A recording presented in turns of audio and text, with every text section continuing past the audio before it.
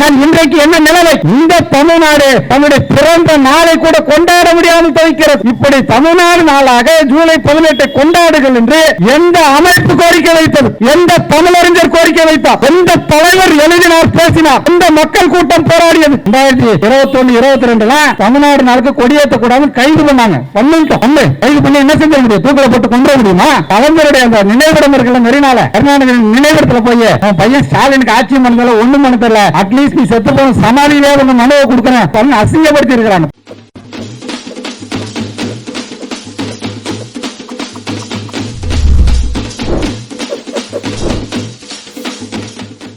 அன்பார்ந்த பொதுமக்களே வணக்கம்.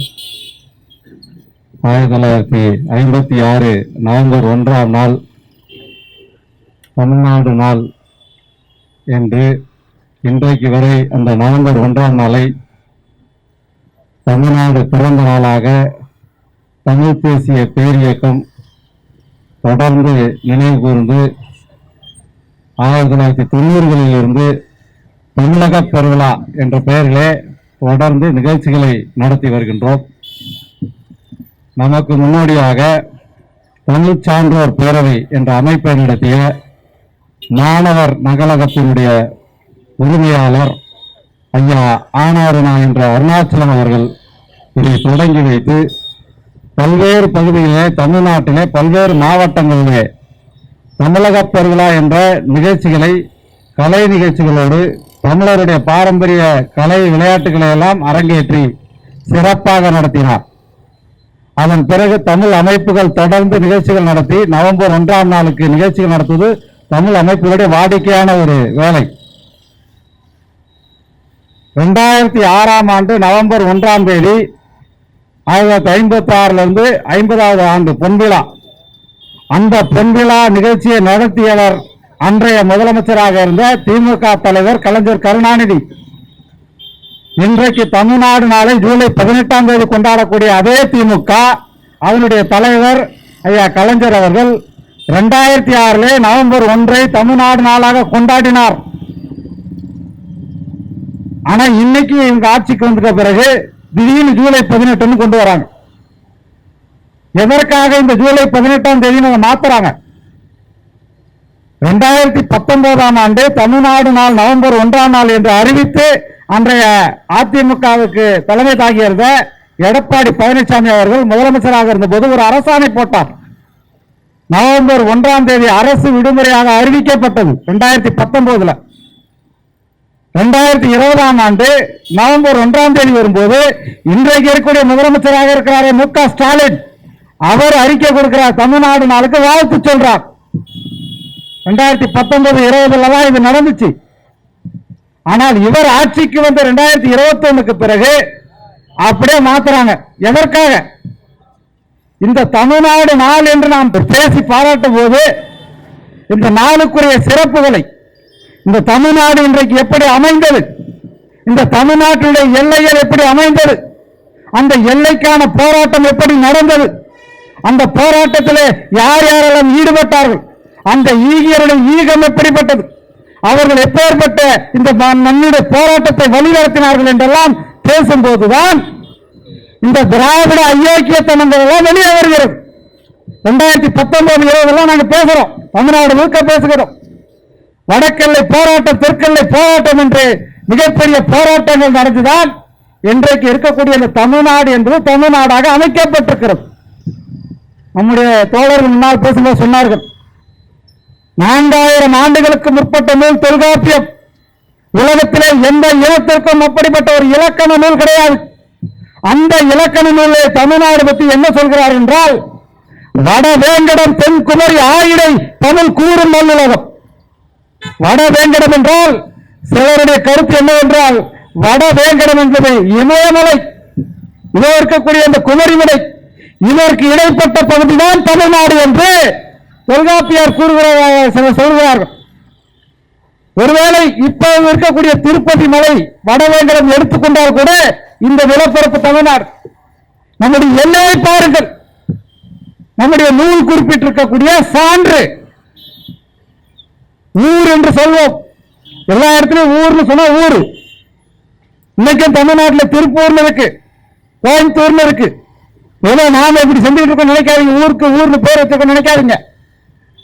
உலகத்தில் மிக மிக பழமையான நாகரிக தொன்மை கொண்ட நகரமாக துருக்கி பக்கத்தில் ஒரு இடத்தை கண்டுபிடித்திருக்கிறார்கள். அந்த இடம் அந்த மக்களால் எப்படி வழங்கப்பட்டிருக்கிறது என்று 10,000 ஆண்டுகளுக்கு முன்பு தோண்டி எடுத்து பார்க்கிறார்கள். அவருடைய பெயர் ஊர். இன்றைக்கு திருப்பூர்ல கோயம்புத்தூர்ல ஊர் என்று ஒட்டி கொண்டிருக்கிறது அல்லவா? அப்படியே வடக்க போய் பாருங்க, ஜெய்ப்பூர், இந்தூர், மணிப்பூர், எப்படி தமிழர்கள் வைத்த பெயர். இந்தியா முழுவதும் மட்டும் கிடையாது, வெளிநாடுகளிலே இருப்பவர்கள், வெளியே பல பல கண்டங்களை நாடுகளை உருவாக்கியவர்கள் தமிழர்கள். சிங்கப்பூர் வச்சிருக்கான்.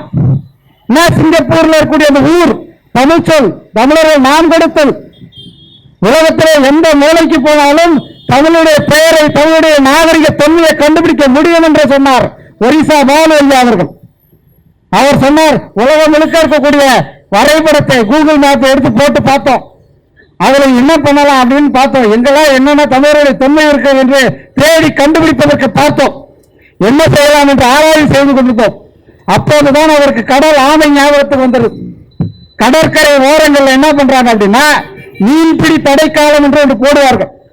மீன்பிடி தடைக்காலம் என்று அந்த நேரத்தில் என்ன ஆகுது அப்படின்னா, உலகத்தின் பல நாடுகளில் இருந்து ஆமைகள் இந்த பகுதிக்கு, இந்த மகாபலிபுரத்தில் தொடங்கி இந்த கடற்கரை ஓரம் ஒரிசா வரை இருக்கக்கூடிய அந்த பகுதியில ஆமைகள் எல்லாம் இங்க வருகிறது. ஒரு காலத்தில் எப்படி இந்த ஆமைகள் இங்க வருது அப்படின்னு ஆராய்ச்சி பண்ணும்போதுதான் ஆமைகளுக்கு மட்டும் தன்னுடைய தாய் வீட்டிலே வந்து பிரசவம் பார்த்து விட்டு போகக்கூடிய ஒரு தன்மை இருக்கிறது.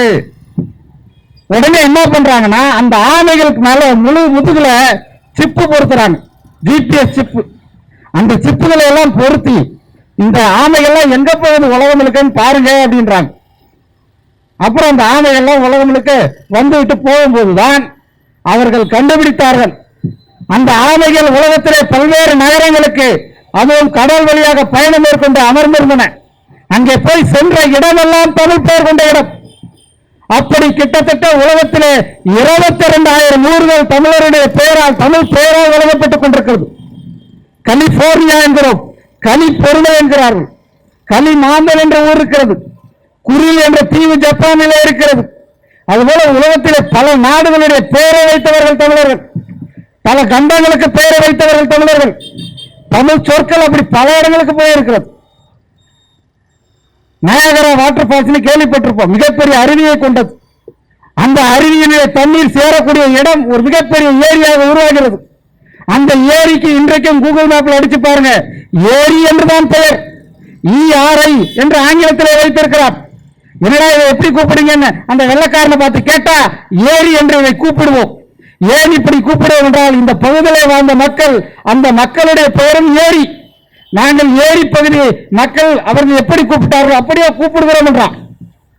உலகத்திலேயே மிகப்பெரிய ஆறாக இருக்கக்கூடியது எகிப்தில் இருக்கக்கூடிய நீலம் ஆறு, அதான் நைல் ஆறுன்னு சொல்றோம்ல, நைல் நதி. அந்த ஆறு கிட்டத்தட்ட 6000 கிலோமீட்டர் ஓடுகிறது. அந்த ஆற்றை எப்படி பண்டைய எகிப்தியர்கள் அழைத்திருக்கிறார்கள் என்றால், ஆறு என்று அழைத்திருக்கிறார்கள், AUR. இப்படி உலகத்திலே எங்கெல்லாம் பழமையான மனிதர்கள் வாழ்ந்திருக்கிறார்களோ அங்கெல்லாம் தமிழ் சொற்கள், தமிழ் பண்பாடு, தமிழ் தொன்மம் இருக்கிறது. அந்த அளவிற்கு உலகம் முழுக்க பயணித்தவன் தமிழர். எந்த மூலைக்கு போனாலும் நம்முடைய கோயிலை காண முடியும், எந்த மூலைக்கு போனாலும் நம்முடைய கல்வெட்டை காண முடியும். உலகத்திற்கு இரும்பு என்பதை கண்டுபிடித்து தந்த இளம் தமிழிடம். இன்றைக்கு ராஜ்யங்கள் உலகம் முழுக்க பல்வேறு அரசுகள் இருக்கின்றனால் அவர்கள் கருவிகளை தமிழ்நாட்டிலே உருவாக்கி கொண்டு சென்றார்கள். அங்கே இருக்கக்கூடிய துருக்கியிலே இருக்கக்கூடிய அரசர்களாக இருக்கட்டும், சீனாவிலே இருக்கக்கூடிய அரசர்களாக இருக்கட்டும், ரோமானியத்தில் இருக்கக்கூடிய அரசர்களாக இருக்கட்டும், அவருடைய வாழ் உருவாக்கப்பட்ட இடம் நம்முடைய தமிழ்நாடு, நம்முடைய தமிழருடைய பகுதி. தகடூர் என்று இன்றைக்கு இருக்கக்கூடிய தருமபுரி பகுதியிலே தகடு அடித்து அடித்து அடித்து அந்த பகுதிக்கு தகடூர் என்ற பெயர் வந்தது. கோலார் தங்க வயலில் எடுக்கப்பட்ட அந்த தங்கத்தை வைத்து தகடுகளாக்கி அந்த தங்கத்தை பொற்கூரையிலே வேண்டாம். அந்த சிதம்பரத்தில் கோயில் இருக்கிற பொற்கூரை அப்படி நாம் போட்டது 2000 ஆண்டுகளுக்கு முன்பு. எவ்வளவு பெரிய தொன்மமும் நாகரிகம் கொண்ட இனம் நம்முடைய இடம். ஆனால் இன்றைக்கு நாம் எப்படி இருக்கிறோம்? இதெல்லாம் சரியா இருக்கு, நல்லா பேசுறோம். ஆனால் இன்றைக்கு என்ன நிலைமை? இந்த தமிழ்நாடு தன்னுடைய பிறந்த நாளை கூட கொண்டாட முடியாமல் தவிக்கிறது. தமிழ்நாடு நாள் என்று கொண்டாட முடியவில்லை. இந்த கூட்டத்திற்கு அனுமதி வாங்க நாங்கள் அல்லல்பட்டோம். ஏன்னா தமிழ்நாடு அரசு ஜூலை 18ஆம் தேதி கொண்டாடுவான். சரி, ஜூலை 18 கொண்டாடுறீங்கல்ல, யார் அதை கொண்டாடுறா? திமுகவும் திகவும் கொண்டாடுறதா சொல்றாங்க. இப்படி தமிழ்நாடு நாளாக ஜூலை 18 கொண்டாடுகள் என்று எந்த அமைப்பு கோரிக்கை வைத்தது? எந்த தமிழறிஞர் கோரிக்கை வைத்தார்? எந்த தலைவர் எழுதினார், பேசினார்? எந்த மக்கள் கூட்டம் போராடியது? ஆனால் 1960 நாம் போராடுகிறோம். தமிழ்நாடு நாள் கொண்டாடப்பட வேண்டும் என்று ஐயா மாப்போசி அவர்கள் தொடர்ந்து தமிழ்நாடு நாள் விழா எடுத்தார். தமிழக திருவிழா நடத்தினார். தமிழ்நாடு நாள் மாநாடு நடத்தினார். இப்படி எல்லாம் கொண்டாடி 1981 எம்ஜிஆர் அவர்கள் முதலமைச்சராக இருந்த போது உலகத்தமிழ் ஆராய்ச்சி மாநாடு எல்லாம் போய் பேசி கன்வின்ஸ் பண்ணி தமிழ்நாடு நாளை முதலமைச்சர்களை எம்ஜிஆர் அவர்களுக்கு வைத்து கொண்டாட வைத்தார். அதன் பிறகு 2006ஆம் ஆண்டு கலைஞர் அவர்களை கொண்டாடினார். இப்படியெல்லாம் வழியாக இருந்த தமிழ்நாடு நாளை இன்றைக்கு ஜூலை 18 என்று எதற்காக மாற்றுகிறீர்கள்? ஏனென்றால் உங்களுடைய திராவிட துரோகம் வெளியே தெரியக்கூடாது என்பதற்காக மாற்றுகிறீர்கள். ஜூலை 18 அதனுடைய வரலாறு எடுத்துட்டீங்கன்னா, பேரை நாங்கள் தமிழ்நாடு என்று வைத்தோம், எனவே அந்த நாளை கொண்டாடுங்கள் என்று சொல்கிறார்கள். ஜூலை 18 1968ஆம் தேதி 68ஆம் வருஷம் நீங்க பேருக்கான ஒரு தீர்மானத்தை சட்டமன்றத்தில் போடுறீங்க. ஜூலை 18ஆம் தேதி தீர்மானம் போறீங்கன்னா 19ஆம் தேதி என்னாச்சு? தமிழ்நாடு பேர் மாறிவிட்டதா? கிடையாது. 69ஆம் ஆண்டு ஜனவரி 14ஆம் தேதி நாடாளுமன்றத்தில் ஏற்கப்படுகிறது. ஜனவரி 15க்கு பிறகு தமிழ்நாடு பேரே மாறுது. அப்ப 18ஆம் தேதி போட்டீங்கன்னா ஒரு வருஷம் என்ன பண்ணீங்க? ஒரு தீர்மானம் இயற்றப்பட்ட நாள், அடுத்த நாள் கூட அதுக்கான ஒரு மாற்றத்தை நீங்கள் கொடுக்கவில்லை. அப்ப என்னன்னா, எதுவா இருந்தாலும் தமிழ்நாடுன்னு அண்ணான்னு வரணும், கலைஞர்னு வரணும், பெரியார்னு வரணும், இவ்வளவுதான். அதற்காகத்தான் மாப்போசி மட்டுமல்ல, இங்கே இந்த மேடையில் இருக்கக்கூடிய இந்த தலைவர்கள் எல்லாம் ஒவ்வொருவரும் இந்த தமிழ்நாட்டினுடைய எல்லைக்கு மிகப்பெரிய பங்காற்றி உழைத்து இன்றைக்கு நாம் சென்னையில நின்று கொண்டிருக்கிறோம் என்று சொன்னால், இந்த சென்னையை பாதுகாத்து கொடுத்தவர்கள் இவர்கள் தான். இந்த சென்னைக்கு எவ்வளவு பெரிய போராட்டம் தெரியுமா? வடக்கெல்லை போராட்டம் சாதாரண விஷயம் கிடையாது. வடக்கெல்லை போராட்டத்திலே தொடர்ந்து போராட்டம் நடைபெற்ற போது காவல்துறையுடைய அடக்குமுறை அதிகமாகி தமிழரசு கழகம் ஐயா மாப்போசி அமைப்புகளை சேர்ந்த தோழர்களை எல்லாம் சிறையிலே போடுகிறார்கள். அப்போது சிறையிலேயே உயிர் நீத்தவர் திருவாலங்காடு கோவிந்தசாமி, இன்னொரு தமிழர் பழனி மாணிக்கம், 2 பேரும் சிறையிலேயே உயிர் நீக்கிறார்கள். அவர்களுக்கு மிகப்பெரிய அளவில் டார்ச்சர் கொடுமைகள் கொடுக்கப்படுகிறது. அப்படி சிறை கொடுமைகளை உயிர் நீத்தவர்கள் 2 பேர் இருக்கிறாங்க வடக்கெல்லை போராட்டத்தில். தெற்கெல்லை போராட்டத்தை எடுத்துக்கொண்டோம் என்றால் துப்பாக்கி சூடு நடைபெற்றது. இங்க இருக்கக்கூடிய அந்த குஞ்சன் நாடார், இந்த குஞ்சன் நாடார் போன்றவர்களாம் இந்த மிகப்பெரிய கள போராளி. அங்க தமிழர்கள் தமிழ்நாட்டு பகுதியாக சில பகுதிகளை தெற்கெல்லையில சேர்க்க வேண்டும் என்று போராடும் போது அங்கே தாமலிங்க பிள்ளை நாடார், அவர் தாமலிங்கம் சொல்லிட்டு ஒரு பட்டம் தானு பிள்ளை என்ற ஒரு மலையாளி, அவருடைய ஆட்சி நடக்கிறது. கேரளாவில் மலபார் ஆட்சி நடக்கிறது.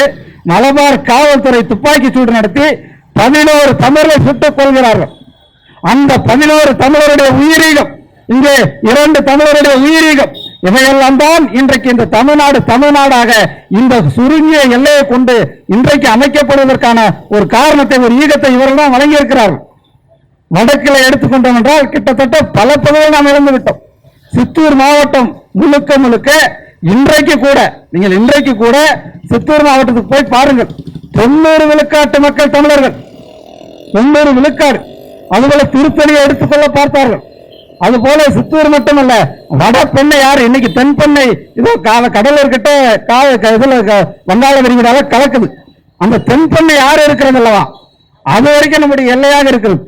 அந்த தென்பெண்ணை ஆற்றுக்கிட்ட வடபெண்ணை கிட்ட இருக்கக்கூடிய அந்த ஊருக்கு பேர் என்னன்னா நெல் ஊர், தமிழ் பெயர். நெல் விளையும் ஊர் என பெண்ணையாத்தினுடைய தண்ணி போகும்போது 2 கரைகளிலும் நெல் விவசாயம் நடைபெற்று நெல் விளைந்த ஊர், நெல் ஊராட்சி. குன்று இருக்கக்கூடிய ஊர் தான் குண்டூர். குண்டூர்ன்றாங்களே, குன்றூர். இன்னைக்கும் பார்த்தோம்னா சென்னையில குன்றத்தூர்னு ஒரு ஊர் இருக்கு. அப்படி தமிழ் பெயர்கள் இன்றைக்கும் ஆந்திரத்தில் இருக்கக்கூடிய பல ஊர்களுக்கு உண்டு, பல இடங்களுக்கு. திருப்பதியில அந்த கோயிலுக்கு போனீங்கன்னா அங்க இருக்கக்கூடிய சுவற்றில் என்ன இருக்கிறது? தமிழ் கல்வெட்டுகள். திருப்பதி கோயிலுக்கு போறோம்ல, தமிழ் கல்வெட்டுகள். இன்றைக்கு கூட திருப்பதியிலே அங்க இருக்கக்கூடிய கடவுளை எழுப்புவதற்கு அவர்கள் என்ன பாடலை பாடுகிறார்கள்? 4000 திவ்ய பிரபந்தம் என்ற தமிழ் ஆழ்வார்கள் இயற்றிய பாடலை பாடிக்கொண்டிருக்கிறார்கள். அந்த அளவிற்கு தமிழருடைய பல பகுதியிலே, நாம் இந்த பகுதியில் இந்த வடக்கெல்லை போராட்டத்தில் பல பகுதியை மீட்டோம், பல பகுதியை இழந்து விட்டோம் ஆந்திராவிடம். அதுபோல கர்நாடகத்தில் கொல்லேகால் மாவட்டம் என்பது மிகப்பெரிய மாவட்டம்.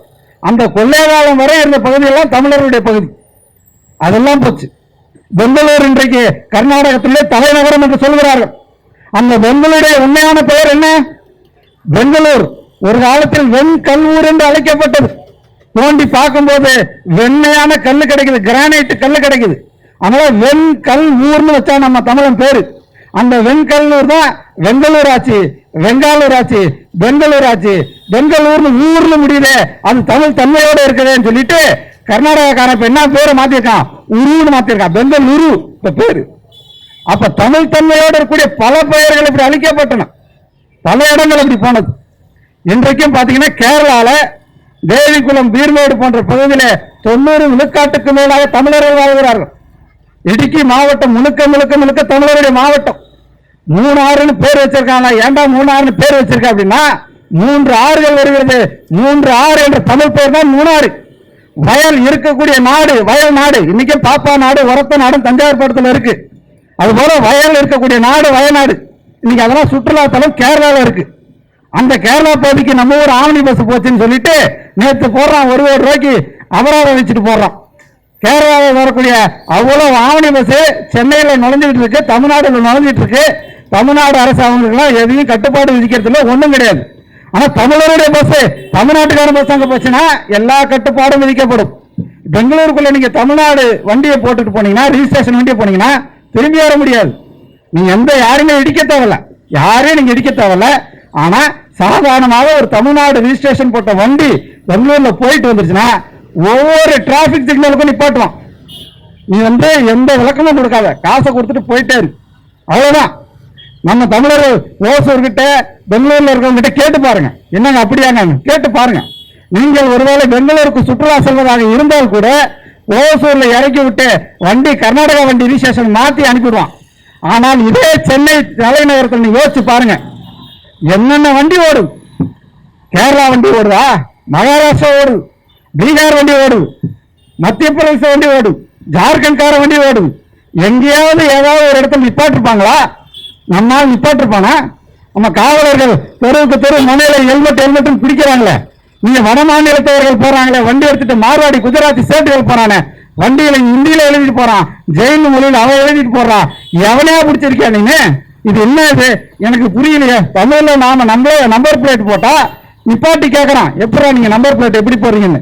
வடநாட்டுல இருந்து, ஹரியானால இருந்து, குஜராத்ல இருந்து, குஜராத்ல இருந்து வண்டி வருது.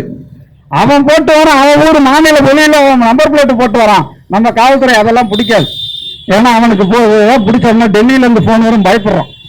அந்த அளவுக்கு உரிமையேற்று கிடக்கிறோம். இப்படி பிற மாநிலங்கள் எல்லாம் உரிமைகளோடு இருக்கிறார்கள். மிகப்பெரிய அளவில் அவர்கள் நிலப்பரப்பை பெற்றிருக்கிறார்கள். 1956 நவம்பர் 1ஆம் நாள் நாம் இழந்த பகுதியில் மட்டும் கிட்டத்தட்ட 70,000 சதுர கிலோமீட்டர் பகுதி. 70,000 சதுர கிலோமீட்டர் பகுதி சாதாரண விஷயம் கிடையாது.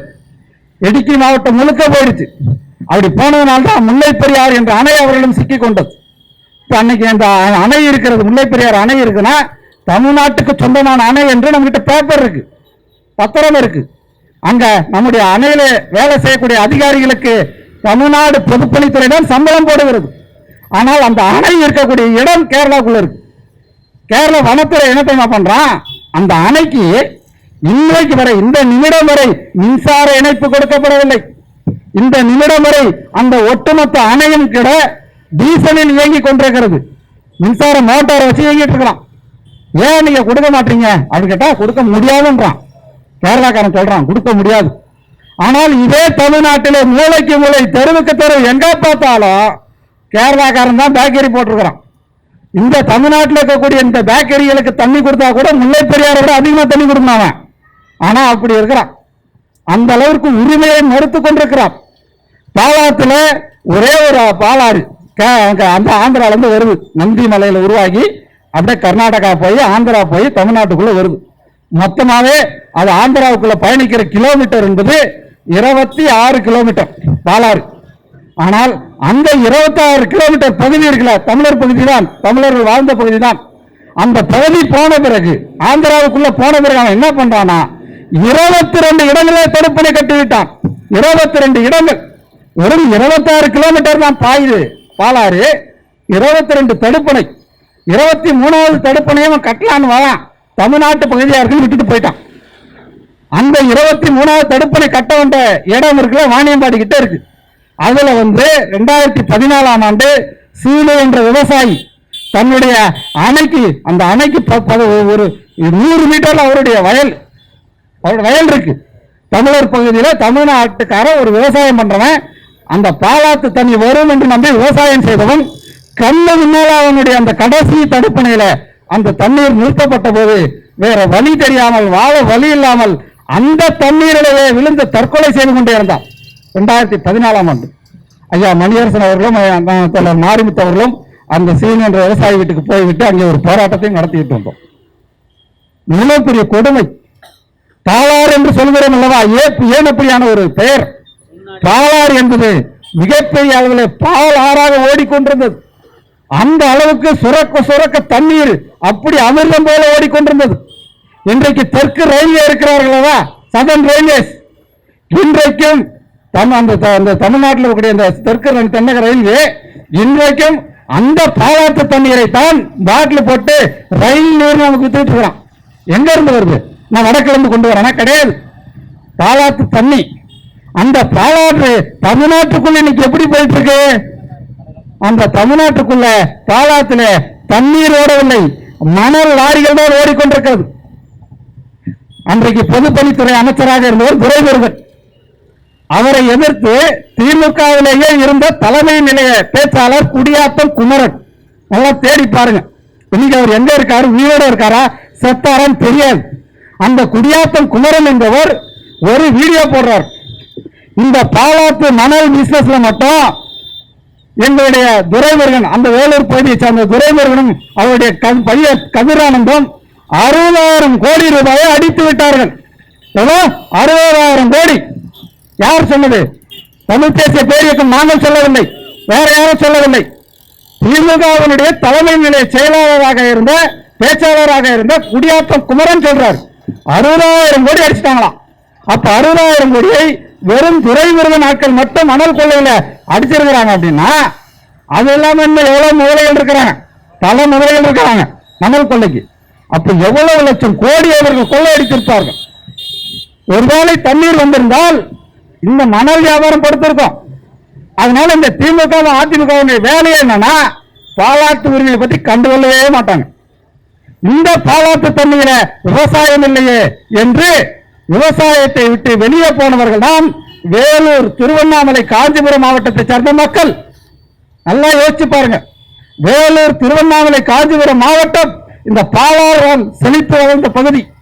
அந்த பாலாறு பொய்த்து போன பிறகுதான் இந்த மக்கள் பெரிய அளவில் அந்த விவசாயத்தை விட்டு வெளியே போனார்கள். விவசாயத்தை விட்டு வெளியே போனவன் என்ன பண்ணுவான்? இந்த சென்னை நகரத்தில் ஆகமிகளை போல அங்கொன்றும் இங்கும் ஒன்றுமாக பெயிண்டர் வேலை, வேலை, இந்த மாதிரி ஏதோ வேலை பார்த்துருக்கான், கூலி வேலைகள். அதுல கொஞ்சம் பேர் தான் 2015ஆம் ஆண்டு மரம் வெற்ற வேலைக்கு கூட்டு போறோம், 20 பேரை கொண்டு போறான். ஆந்திராக்காரன் வந்து கொண்டு போறான் தமிழ்நாட்டுக்கு. வந்து உங்களுக்கு நான் வேலை வாங்கி தரேன், மரம் வெற்ற வேலை, என் கூட வாங்கன்றான். நம்மளால நம்பி போறாங்க, 20 பேர் போறாங்க. 20 பேர் போய் மரம் வெட்டுறாங்க. அந்த மரம் என்ன மரம், அந்த மரத்தை வெட்டினா என்ன கிடைக்கும், அந்த மரத்தினுடைய பெயர் என்ன, அதை வெட்டி வெளியே அனுப்புனா அது கடத்தல்னு சொல்றாங்களே, எதுவும் தெரியாது. ஒருவேளை அவங்க 20 பேரை கடத்தல்காரனே வச்சுக்குவோம். அந்த 20 பேர் வீட்டை போய் பாருங்கயா, ஒவ்வொருத்தருடைய வீடும் கூரை வீடு. அந்த ஒரு மரம் அவன் வெட்டினதாக சொன்ன அந்த ஒரு மரத்தை கொடுத்தால் கூட அவனுடைய வீட்டில் கூரை வீட அவன் ஓட்டு விட மாத்திருப்பான். ஆனா அவன் கிட்ட கொடுத்ததெல்லாம் கூலி பணம். அந்த அவன் கொடுக்க அந்த அற்ப கூலிக்காக அந்த 20 பேர் போனா பாருங்க, அவனை போய் இந்த ஆந்திர காவல்துறையும் போலீஸ் போய் துப்பாக்கி சூட்டுல கொன்னு 20 பேரை சுட்டு கொன்னுட்டு மரத்தை கிட்டலாம் அப்படியே போட்டுட்டு இந்த 20 பேரை கொண்டுட்டு செம்மர கொள்ளையர்களை பிடித்து விட்டோம்னு ஒரு நாடகம் போடுறான். ஒருவேளை கொண்டுட்டான், 20 பேரை சுட்டு கொண்டுட்டான், அவங்க கடத்தினதாகவே வச்சுக்குவோம், செம்மரம் கடத்தல்காரனே வச்சுக்குவோம். கைது பண்ணி சிறையில போடு, கடத்தினாங்கன்னு சொல்லி 10 வருஷம் 20 வருஷம் ஜெயில வை.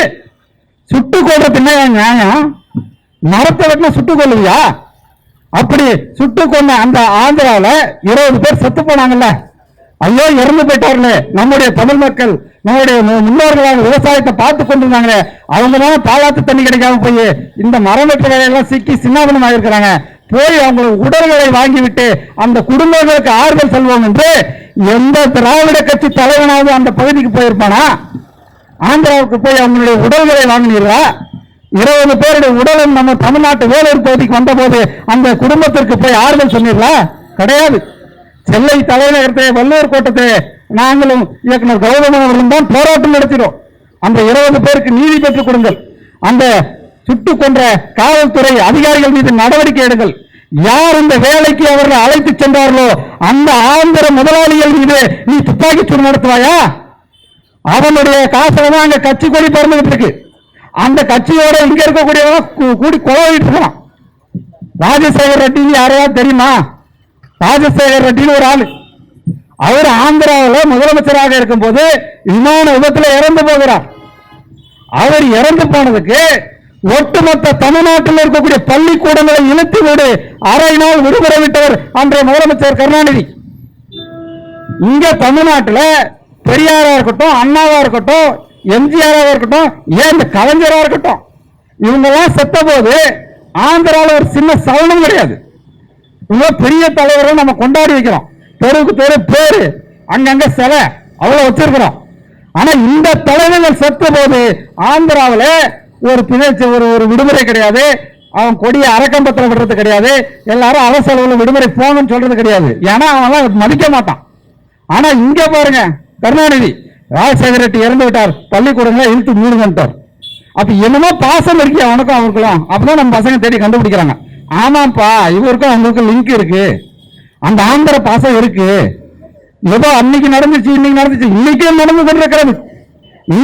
இன்னைக்கு நான் பேசிக்கொண்டிருக்கக்கூடிய இந்த நாளிலே ஒரு ஆந்திரா நிறுவனம், ராம்கி என்ற நிறுவனம் சென்னையில வந்து நாங்கள் தூய்மை பணியை நாங்கள் எடுத்து நடத்த போகிறோம் என்று சொல்லி மாநகராட்சியிடம் ஒப்பந்தம் வாங்கி கொண்டு நம்முடைய மண்ணை தூய்மைப்படுத்திக் கொண்ட தமிழர்களை 2000 பேர் வேலை விட்டு தோற்றினான். அந்த 2000 பேரும் போராட்டம் பண்ணிட்டே இருக்கிறாங்க. இன்னைக்கு என்ன பண்ணாங்க தெரியுமா? கலைஞருடைய அந்த நினைவிடம் இருக்கல மெரினால, கருணாநிதி நினைவிடத்துல போய் உன் பையன் ஸ்டாலினுக்கு ஆட்சி பண்ணல ஒண்ணும் பண்ண தெரியல, அட்லீஸ்ட் நீ செத்து போன சமாளியிலே உங்க மனுவை கொடுக்கறேன், செவி சாய்க்க முடியான்னு பாருங்க, அசிங்கப்படுத்தி இருக்கிறாங்க போராட்டம் நடத்தி. அந்த அளவிற்கு தூய்மை பணியாளர்கள் ஆந்திர நிறுவனத்தினுடைய அந்த ஒப்பந்த பணியாளர் பாதிக்கப்பட்டு தெருவில் இருக்கிறார். இன்றைக்கு தமிழ்நாட்டில் பாடநூல்கள்லாம் வருதில்லை நமக்கு, அந்த நிறுவனத்தினுடைய அந்த பள்ளி பாட புத்தகங்கள் அதெல்லாம் அச்சிட்டு கொடுக்கக்கூடிய நிறுவனம் தமிழ்நாட்டில் கிடையாதான், ஆந்திராவில் தான் இருக்குதான். ஆந்திராவோட ஒப்பந்தம். இப்படி எல்லா பணிகளையும் ஒப்பந்தம் அது இது என்று சொல்லி 10,000 கோடி ரூபாய் மக்கள் வரி பணத்தை ஆந்திராக்காரனுக்கு தூக்கி கொடுக்கக்கூடிய தெலுங்கு முதலாளிகளுடைய ஆட்சி நடந்து கொண்டிருக்கிறது. சும்மா கிடையாது, தெலுங்கு ஆதிக்க முதலாளிகளுடைய ஒரு ஆட்சி நடந்து இருக்கிறது. அதனால எல்லாத்தையும் அவங்ககிட்ட தூக்கி கொடுக்குறீங்க. நேரடியா ஒரு பிரச்சனைன்னு வந்தா அந்த பிரச்சனையை சரி பண்ணணும்னு பாக்குறது இல்ல, தூக்கி கடாசு தமிழனா தூய்மை பணியாளரா தூக்கி கடாசு. அவங்க போய் எப்படி காவல்துறை கைது படிச்சு நீங்க பாத்தீங்களே, எல்லாருமே பார்த்தோம். நல்லூர்ல போய் எப்படி கைது பண்றாங்களாம். நல்லூர்ல ஏன் பகல்ல போன ஆகாதா? பகல்ல போனா ஆட்சி என்ன பண்ணுதுன்னு தெரியும், மக்களுக்கு தெரியும். ஆனால் திருப்பி 10 பேர் போகுது. நல்லூர் 12 மணிக்கு கைது பண்றோம், அடே விளக்கெல்லாம் அமைச்சிட்டு கூரையெல்லாம் பிச்சு கடாசிட்டு அங்க என்ன பண்ணிட போறீங்க நீங்க? அந்த மக்கள் என்ன கோபுரம் கட்டி வாழ்ந்து கொண்டிருந்தார்களா? அந்த போராட்ட காலத்திற்கு நாங்களும் போய் கொண்டிருந்தோம். தூய்மை பணியாளர்கள் அந்த போராட்டத்தை எப்படி நடத்தி கொண்டிருந்தார்கள்? மழை அப்படியே தண்ணி தேங்கி நிற்குது, கொசு இருக்கு, அந்த கொசு கடியில பொறுத்துக்கிட்டு குழந்தைகள், பெண்கள், முதியவர்கள் என்ன கேட்கிறாங்க? நாங்க பார்த்துட்டு இருந்த வேலையை உங்களுக்கு உறுதிப்படுத்துங்க, வேற எதுவும் கிடையாது. போனஸ் கொடு, கூலி உயர்வு கொடு, எதுவும் கிடையாது, வேலையை கொடுன்னு கேட்கிறாங்க. ஆனா வேலையை கொடுக்க மாட்டோம் என்று அவர்களை விரட்டி விட்டு ஒரு ஆந்திராக்காரன் நிறுவனத்தை வச்சு வடநாட்டுக்காரனை வச்சு குப்பையில போறீங்க. அப்ப உங்களுக்கு அந்த தெலுங்கு முதலாளி பாசம் இருக்கிறது, தெலுங்கு இன உறவு இருக்கிறது. இதையெல்லாம் அம்பலப்படுத்தி நாங்கள் 2019 பேசின பிறகுதான் இவர்களுக்கு உடனே பொத்துட்டு வருது. தமிழ்நாடு நல்லா வேணாம்ப்பா, தமிழ்நாடு நாள் பேசணும்னா நேரம் வந்துடுறாங்க நம்ம கிட்ட. தெலுங்கு ஆதிக்கவாதிகள் செஞ்ச சூழ்ச்சிகளை பேசுறாங்க, தெலுங்கு முதலாளிகள் இந்த தெலுங்கு அந்த திராவிடத்துக்கு மேல ஒளிஞ்சிருக்கிறத பேசுறாங்க. எனவே இதை மாத்தி ஜூலை 18 சொருக்கு. அப்ப ஜூலை 18 வச்சா கலைஞர் தீர்மானம் போட்டார்னு பேசணும், எல்லாம் முடிஞ்சு போச்சு, நாங்க தான் வச்சோம், வரலாற்றை நாங்கள் தான் படுத்தோம், இவங்க ஒரு ஸ்கிரிப்ட் ஒரு நெரேட்டிவ் எழுதி அதுல போய் உட்காந்துக்குவாங்க. ஆனால் உண்மை தமிழர்கள் எல்லாற்றையும் பார்த்துக் கொண்டிருக்கிறார்கள். இந்த இனம் விழித்துக் கொண்டிருக்கிறது. தமிழ்நாடு நாளுக்கு எல்லா ஆண்டும் எல்லா வகையிலும் தமிழ் தேசிய பேரியக்க பல்வேறு நிகழ்ச்சி நடத்திட்டு இருக்கிறோம். நீ படை போட்டுக்கோ, ஆனால் மீறி நடத்துவோம் என்று பல இடங்களில் கைது போராட்டம் நடத்தி கைது செய்யப்பட்ட கூட நாங்கள் தமிழ்நாடு நாளை நடத்தியிருக்கோம். 2021, 22 தமிழ்நாடு நாளுக்கு கொடியேற்றக்கூடாது கைது பண்ணாங்க. பண்ணு கைது பண்ணி என்ன செஞ்ச முடியும்? தூக்கில போட்டு கொண்டு முடியுமா? ஒரு தமிழ்நாடு பிறந்த நாளை நாங்கள் கொண்டாடுவதற்கே இவ்வளவு பக்கத்துல 3 மாநிலம் இருக்கான், அவன் கொண்டாடிட்டு இருக்கிறான். நடிகை எல்லாம் வாழ்த்து சொல்றான். கேரளாவில் ராஜ உற்சவ தினம்ன்றான். அங்க அரசு உருவான நாள்ன்றான். நவம்பர் 1ஆம் தேதி அரசு விடுமுறை கொடுக்கிறான். ஆனால் இந்த நாதியற்ற தமிழ்நாட்டிலே தான், தமிழ் இனத்திலே தான் இந்த மாநிலம் பிறந்ததை கூட நாம் கொண்டாடக்கூடாது என்று அயல் இனத்தார் சூழ்ச்சி செய்து நம்மை அடிமையாக்கி வைத்திருக்கிறார்கள், மறந்து விடார்கள்.